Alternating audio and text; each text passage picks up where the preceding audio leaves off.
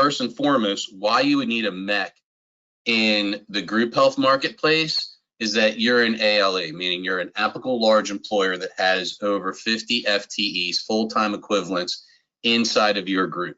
Under the Affordable Care Act, if you are an ALE, you have to offer minimum essential coverage or you could face potential fines. Why you would need the OptiMed MEC program is because you are an ALE, but aren't offering health insurance at this point in time.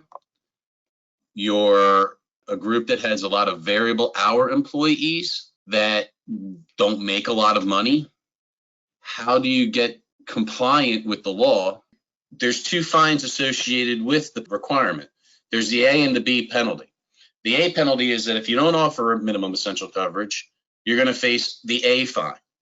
If you do offer minimum essential coverage, but if it's not 9.5% of the person's Box 1 W-2 wages, their contribution to the plan, and it doesn't have a 60% actuarial value, it's not minimum value. So what is our MEC program? Our MEC program is a self-funded, it's a level-funded program, meaning we bill a conventional equivalent premium. So they get a list bill. George's employee-only premium is $50. And of that $50, part of that money is going into a claim reserve, and part of that's going into the administrative fees, commissions, network access. We give them two choices of networks. They can have multi-plan or they can have First Health as their network. But what we do is it's very affordable. When I say $50, the average premium for a MEC program is about $40 for an employee-only rate, give or take. And what we require is that employer pays 100% of that money, of that $40, $50.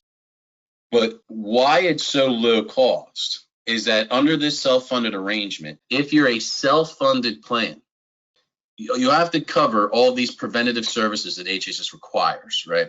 But in addition to that, there's essential health benefits that if you're fully insured, every plan must cover. So you got to cover all the essential health benefits, hospitalization, surgical, physician services, drugs. All of those things must be covered under a fully insured arrangement. But when it came to self-insured plans, they gave the freedom to include whatever essential health benefits that they wanted or include none if they wanted, which meant that all we had to do is cover the preventative services that were required. So that is what our basic MEC plan is. It covers preventative services only, and that's why it's so inexpensive at like $40, $50, $60 a month. Because let's just say you have a company that has 100 full-time employees, right? Well, the way the calculation of their penalty is done is that you have 100 full-time employees. You get to subtract your first 30. So if the company did nothing and just paid the A penalty, they'd be paying $189,000, right? But that would be after tax. So that 189, depending on your corporate tax rate you're going to be paying in future years, is going to be way more than 189. It's probably closer to 240, 250. So you'd be throwing $250,000 out the door, burning it in essentially a tax. So let's say you say, well, that's nonsense. Why would I do that? I'll offer a fully insured program through Blue Cross and Blue Shield or an N or whoever. Get me a fully insured plan, make it an HSA plan, get me the cheapest plan. So let's say you can get a 350 plan, which might not be the cheapest plan, say it's in the middle, whatever. But in order to enroll these employees onto the plan, you'd have to make it affordable, which means you'd have to probably pay $300 of that to make it $50 a month to get the enrollment, the participation that you would need in order to get the 70% participation mark. So now you're talking about 300 times 12, 3,600 a year times 70, that's 252,000. So with the MEC program, our MEC program being $50, we're coming in at $42,000, as you could say on this slide. And that's part of that's going to be refundable. So they probably have the ability to get something like 15 grand back off of that 42,000. So it's really maybe 30,000 potentially that they're going to pay.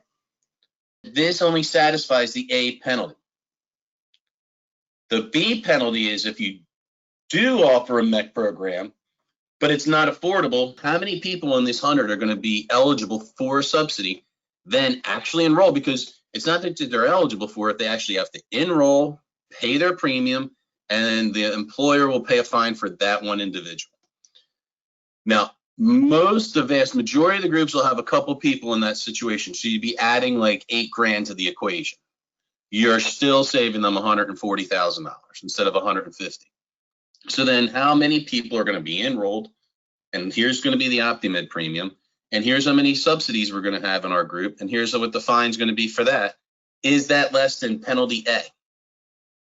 And if it's significantly less still, then you would do it. Now, we do have buy-up plans, meaning we can add extra benefits to the MEC program to get it better, right? So, for example, we can put in primary care visits, office visits, specialty visits, urgent care visits, mental behavioral health visits, x-ray, lab, imaging, and then finally emergency room visits. Now, obviously, these plans are not going to be the same price as a $50 plan. They go up the ladder. Offer these benefits in addition to preventative services. Now, 2 per year for x-ray and lab sometimes, emergency room.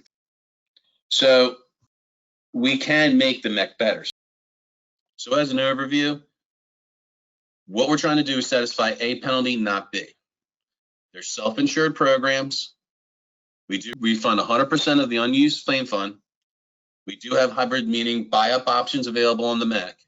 And they're essentially guaranteed issue. We're not asking health questions on these because there's no hospitalization, surgical, maternity coverage. None of these things are included with our MEC programs. They're not full-blown comprehensive major medical. Now, limited medical, let's say, for example, you do want to go with a voluntary offering, something that would be a buy-up to the MEC, but you don't want to include it in the self-funded arrangement because the employer is really not going to pay up for it, right? Well, with a limited benefit plan, it's a fixed indemnity plan that essentially does have covered services for things like doctor office visits, but it pays benefits on a fixed indemnity basis. So, for example, and we'll look at a schedule of benefits in a second, you might get $50 towards an office visit.